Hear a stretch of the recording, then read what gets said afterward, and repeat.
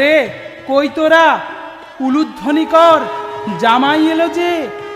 ওহে বাজনা বাদক, তোমার বাজনা বাজাও মনের সুখে। মেয়ের বিয়ে বলে কথা, পকেট পুড়িয়ে বকশিস দেব।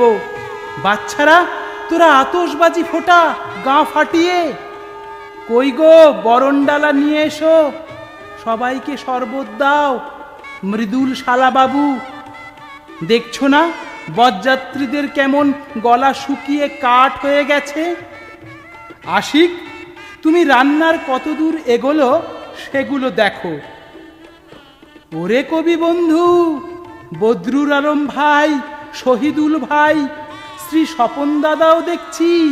আসুন আসুন, এসেছেন ভালোই হলো, আমার খুব খুশি লাগছে। কবির হুমায়ুন স্যার, দেবদা এবং অজিতেশ নাগদাদা এলেন না বুঝি? শ্রাবণী সিংহ, তুমি দাঁড়িয়ে আছো কেন? তোমার ছোট্ট মিষ্টি পরীকে নিয়ে অন্দরে যাও। মেয়েটাকে তোমার কবিতার মতো নিখুঁত করে বউ সাজিয়ে বিয়ের পিঁড়িতে বসাও।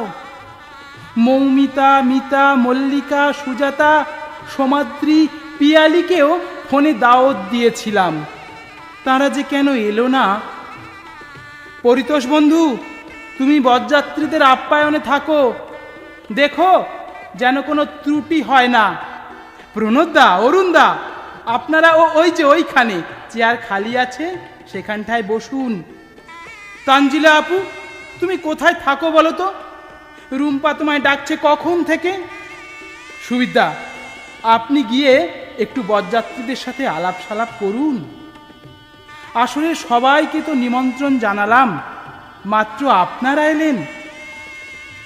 অচল পয়সা, দীপঙ্কর, কামরুল ফারুকি, শাহিদুর রহমান, সরকার মুনির, কবি মোহাম্মদ ইকবাল, ঝরাপাতা, দীপক কুমার, আপনারা সবাই এসেছেন দেখে বেশ খুশি হলাম।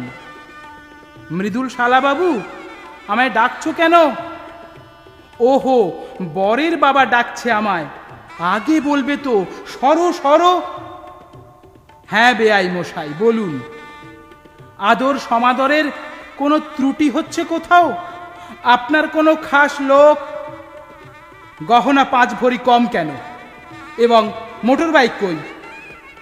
বেআই মশাই, আমায় দিন কতেক সুযোগ দিন, আমি ঠিকই দিয়ে দেব। আচ্ছা ঠিক আছে, বিয়েটা না হয় দিন কয়েক বাদেই হবে। চললাম। ওই বরকে উঠে আসতে বলো তাড়াতাড়ি। এমন করবেন না বেআই মশাই, দয়া করুন, দয়া করুন, আপনার দুটি পায়ে পড়ি। বাবা হয়ে মেয়ের এমন নিদারুণ হরিতবর্ণ রূপের সর্বনাশ আমি দেখতে পারবো না। চলে গেল, চলে গেল বরযাত্রী। এই তোমরা শুনছো? চলে গেল বরযাত্রী। একটু বোঝাও, একটু বোঝাও, একটু বোঝাও ওদের।